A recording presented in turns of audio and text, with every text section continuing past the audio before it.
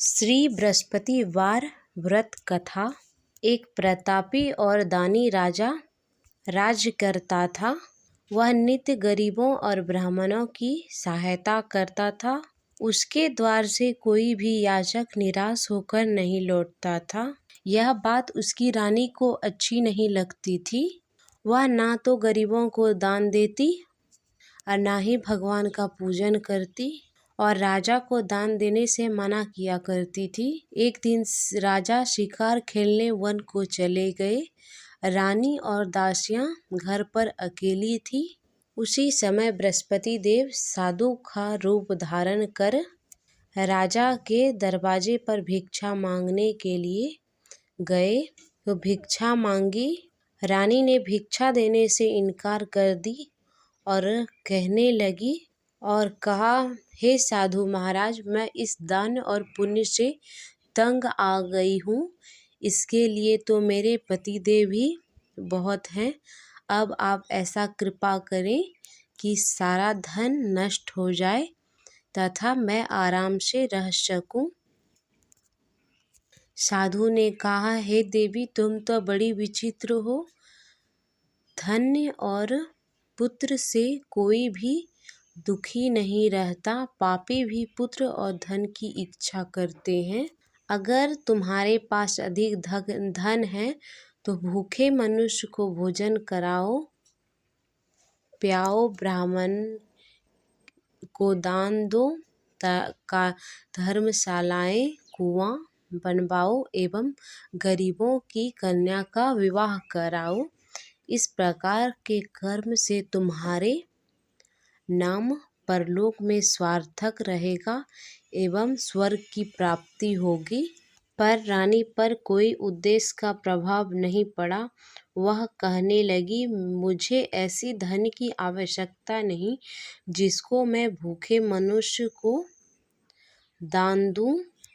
अगर तुम्हारी ऐसी इच्छा है तो तथास्तु। तुम ऐसा करना कि बृहस्पतिवार के दिन घर को गोबर से लिपना, अपने केशों को पीली मिट्टी से धोना, धोते समय स्नान करना, भट्ठी चढ़ाकर कपड़े धोना। ऐसे करने से आपका सारा धन नष्ट हो जाएगा।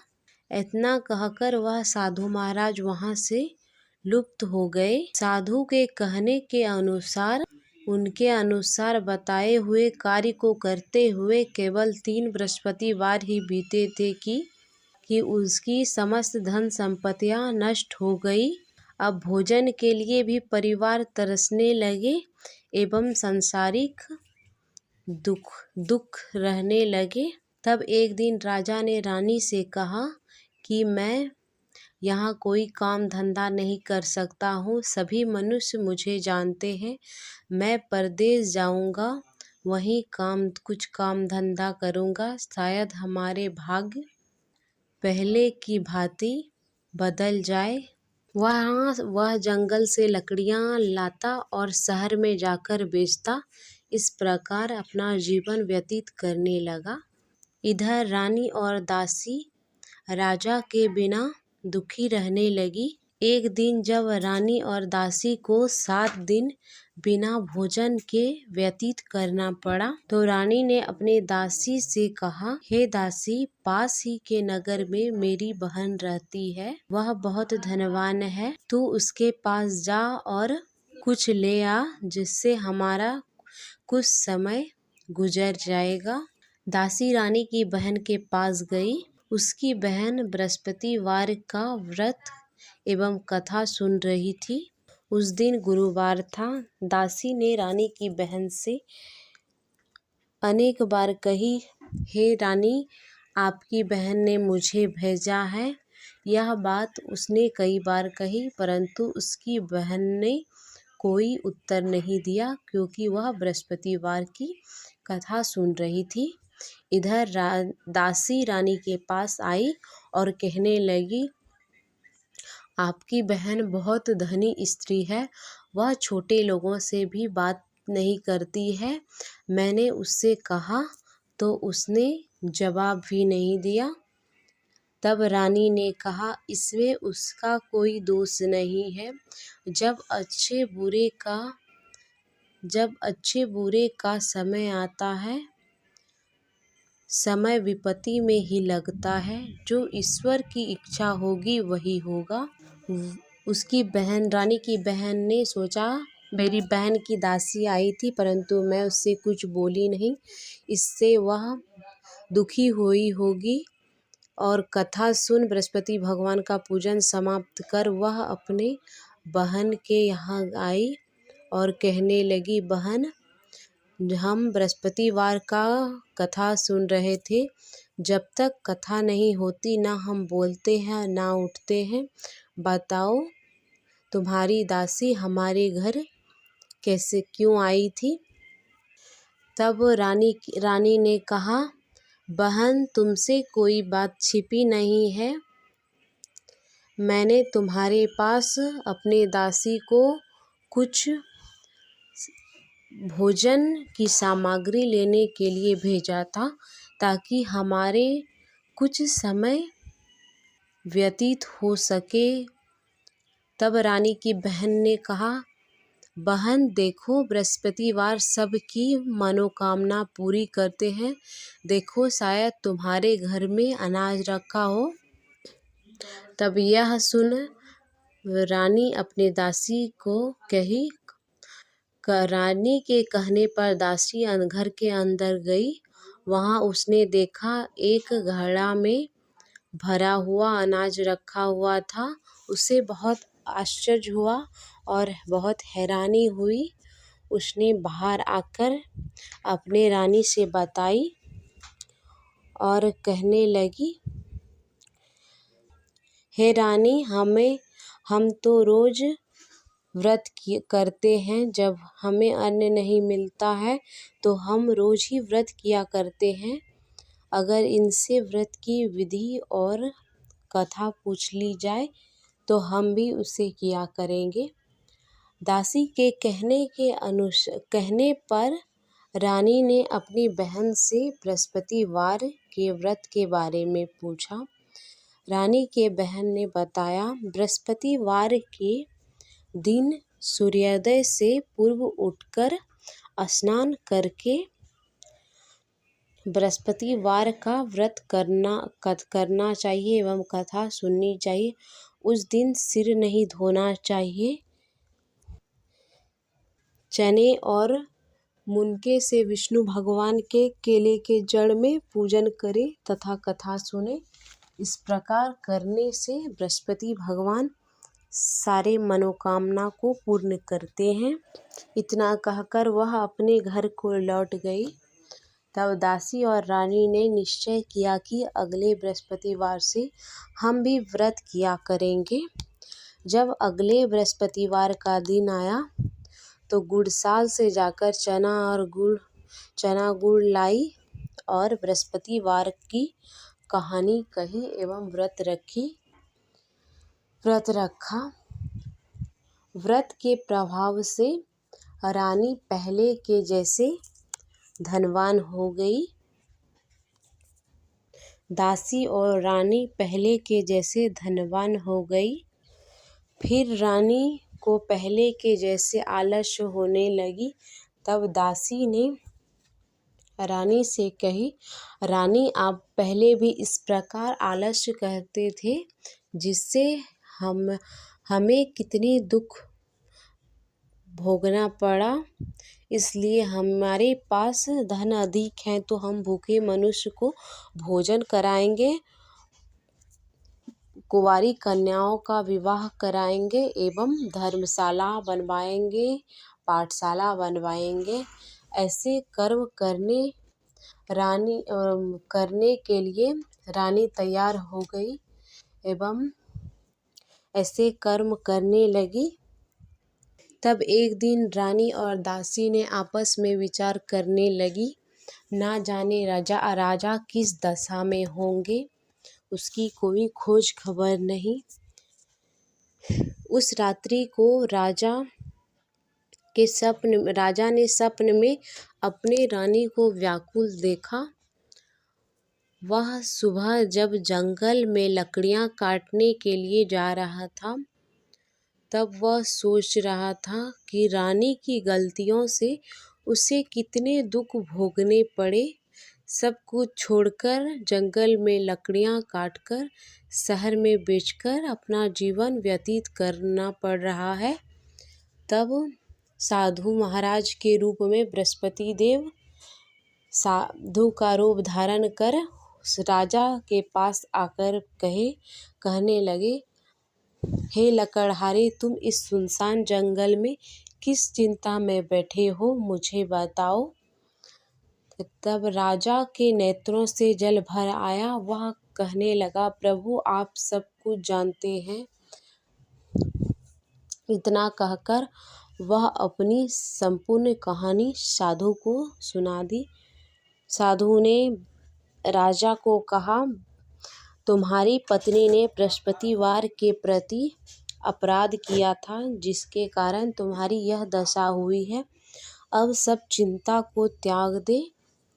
बृहस्पतिवार का व्रत तुम्हारी पत्नी ने भी प्रारंभ कर दिया है। तुम भी अब बृहस्पतिवार का व्रत एवं कथा कहो। तब राजा कहने लगा, प्रभु मेरे पास खाने के इतने पैसे नहीं होते कि खाने के अलावा कुछ मैं बचा सकूं, तो मैं बृहस्पतिवार की कहानी क्या कहूँगा।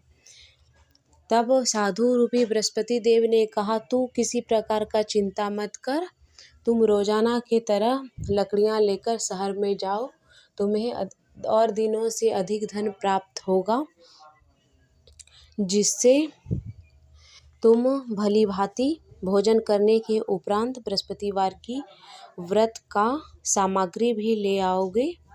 बृहस्पतिवार की कथा इस प्रकार है। एक बहुत ही गरीब ब्राह्मण और उसकी पत्नी रहती थी। उसके कोई भी संतान नहीं होती थी।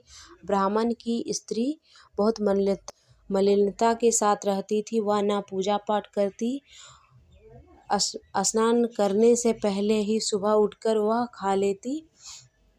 ब्राह्मण के समझाने पर भी वह नहीं मानती। कुछ समय व्यतीत होने पर राजा के ब्राह्मण के स्त्री को एक कन्या उत्पन्न हुई। वह कन्या बचपन से ही बृहस्पति देव का पूजन करती एवं व्रत भी करने लगी। वह पाठशाला जाने के समय में अपने मुट्ठी में जौ भरकर ले जाती और पाठशाला जाने के मार्ग में उसे फैलाती जाती। जब वह पाठशाला से आने के समय में घर जब वह आती, तो वह कन्या उन सोने के जौ को बीचकर अपने घर ले आती। इस प्रकार यह सिलसिला कई समय तक चलता रहा। एक दिन पुत्री के कन्या के माँ ने उसे देख लिया और कहने लगी, बेटी, इन सोने के जौ को फटकने के लिए सोने का सूप होना चाहिए। अगले दिन बृहस्पतिवार का दिन था। कन्या ने भगवान से प्रार्थना की और पाठशाला चली गई। उसने आने के समय में उसने सोने का सूप मिल गया, उसे वह घर ले आई। इस प्रकार उसकी माँ का वही ढंग रहा। एक समय की बात है, उस नगर के राजकुमार वहाँ से गुजर रहा था। उस कन्या को सोने के सूप में जौ को फटककर साफ करते हुए देखकर उस पर मोहित हो गया और घर आकर वह अन्न जल त्याग कर उदास होकर लेट गया। तब उसके पिता ने जब यह सुनी तो अपने मंत्रियों के साथ राजा अपने पुत्र के पास पहुँचे और पुत्र से कहने लगे, बेटा, तुम्हें किस प्रकार का कष्ट है? किसी ने तुम्हारा अपमान किया है अथवा और कोई कारण है? मुझे बताओ। तो पुत्र ने अपने पिता से कहा, आपकी कृपा से पिताजी, मुझे कोई बात का कष्ट नहीं है, किसी ने मेरा अपमान नहीं किया है, परंतु मैं उस लड़की के साथ विवाह करना चाहता हूँ जो सोने के सूप में जौ को साफ कर रही थी। राजा को आश्चर्य हुआ और उसने अपने पुत्र से कहा, इस प्रकार की लड़की का पता तुम ही लगाओ, मैं तुम्हारा विवाह अवश्य ही उसके साथ करवा दूंगा। राजकुमार ने उस ब्राह्मण के घर का पता बताया। राजा के मंत्री वहां से ब्राह्मण को राजा का आदेश सुनाया और राजकुमार से उस ब्राह्मण की कन्या का विवाह हो गया। घर से जाते ही ब्राह्मण के घर में पहले से अधिक गरीबी का निवास हो गया। अब परिवार भोजन के लिए तरसने लगे। तब एक दिन ब्राह्मण अपनी पुत्री से मिलने राजमहल पहुंचा। वहां उसने अपनी सारी बातें बता दी। पुत्री ने अपने माँ का हाल पूछा और पिता की दुख की अवस्था को देखते हुए बहुत सा धन देकर अपने पिता को विदा किया। ऐसे ब्राह्मण का कुछ समय सुखपूर्व व्यतीत हो गया। फिर वही स्थिति हो गई। फिर पिता अपने पुत्री के पास गया। तब उसकी पुत्री ने कहा, पिताजी आप माताजी को यहाँ लिवा लाओ, मैं उन्हें वह विधि बता दूंगी जिससे गरीबी दूर हो जाएगी। पिताजी ब्राह्मण अपनी पत्नी के साथ अपनी पुत्री के राजमहल गए। पुत्री ने अपनी माँ को समझाने लगी, परंतु पुत्री का बात उसकी माँ नहीं मान रही थी। वह अपनी पुत्री का बचा जूठा सुबह उठकर खा लेती। इतना देखते देखते पुत्री को बहुत गुस्सा आया। उसने एक रात एक कोठरी से सारा सामान निकाला और अपनी माँ को उसमें डाल दिया। सुबह उठकर उसने अपने माँ को स्नान करवाया और पूजा करवाई, जिससे उसकी माँ की बुद्धि ठीक होने लगी और वह भी धनवान हो गई। ब्राह्मण भी सुखपूर्वक इस लोक का सुख भोग कर स्वर्ग को प्राप्त हो गया। इस प्रकार साधु महाराज कहानी कहकर लुप्त हो गए। बृहस्पतिवार का दिन आया। राजा जंगल से लकड़ियां काटकर किसी शहर में बेचने गया। उसे और दिनों से अधिक धन प्राप्त हुआ, जिससे वह बृहस्पतिवार का कथा और पूजा का सामग्री ले आया और बृहस्पतिवार का कहानी भी कहकर व्रत रखा। जब अगला बृहस्पतिवार आया तो वह व्रत करना भूल गया। इससे बृहस्पति देव बहुत गुस्से में हो गए और उस राजा ने आयोजन उस दिन किया था कि कोई भी मनुष्य अपने घर में भोजन ना बनाए एवं आग भी ना जलाए। जो यह इस आज्ञा को ना मानेगा उसे फांसी की सजा दी जाएगी। राज्य के सभी वासी राजा के भोजन में सम्मिलित हो गए, लेकिन लकड़हारा कुछ समय के बाद वहां पहुंचा, जिससे राजा उसे महल ले गए। वहां लकड़हारे को भोजन करा रहे थे। उस समय रानी की दृष्टि उस कुटी पर पड़ी जिस पर उसका हार टंगा हुआ नहीं था। इतना कर उसे यह अनुभव हो गया कि मेरा हार इसी लकड़हारे ने चुराया है। सैनिक बुलवाकर उसे जेलखाने में डलवा दिया। जब जेलखाने में राजा गया तो वह दुखी होकर यह कहने लगा, कौन से पूर्व जन्म के कर्म से मुझे इतने दुख भोगने पड़े थे। तब साधु के रूप में बृहस्पति देव साधु का रूप धारण कर प्रकट हो गए और कहने लगा, अरे मूर्ख, तूने बृहस्पतिवार का कहानी नहीं कही जिससे तुम्हारी यह दशा हुई। अब सभी सोच को त्याग दे। अगले बृहस्पतिवार को तुम्हें जेल के दरवाजे पर 4 पैसे मिलेंगे, जिससे तुम बृहस्पतिवार की कथा कहना एवं व्रत रखना। अगले बृहस्पतिवार के दिन उसे 4 पैसे मिले, जिससे वह बृहस्पतिवार का व्रत की सामग्री लाया और कहानी कही, प्रसाद सबको बांटी, जिससे उसकी स्थिति ठीक होने लगी। बृहस्पति देव ने उस नगर के राजा को सपने में कहा, हे राजा, इसे छोड़ दे। तेरा हार, रानी का हार उसी कुटी पर टंगा हुआ है। अगर तूने ऐसा नहीं किया तो मैं तेरे राज्य को नष्ट कर दूंगा।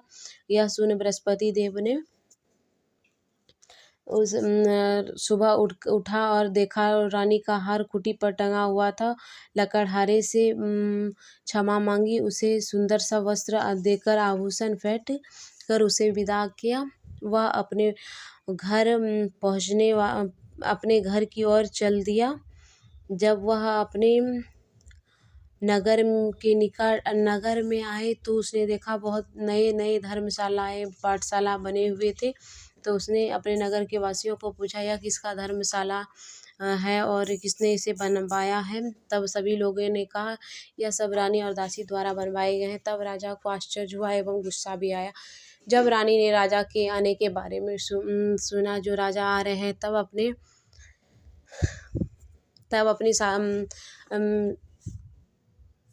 दासी से कहने लगी कि हे दासी, देख राजा हमको कितनी बुरी हालत में छोड़ गए थे।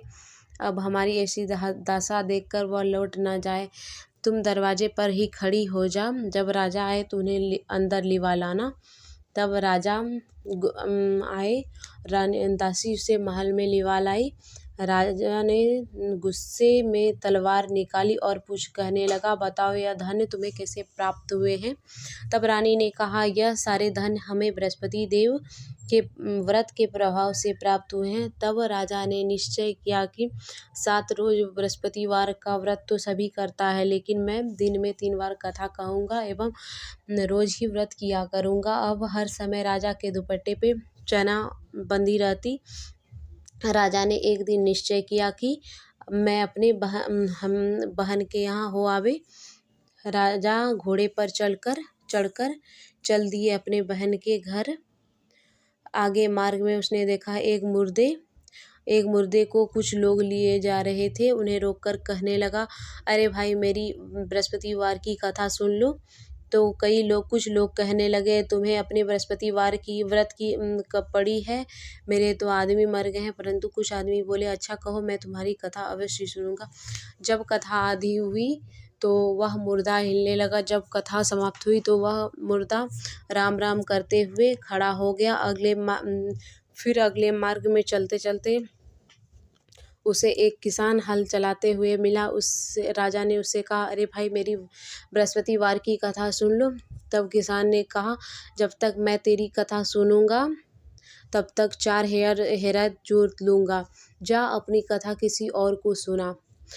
राजा के हटते ही बैल पछाड़कर खाकर गिर गए एवं किसान के पेट में बहुत जोर से दर्द होने लगा।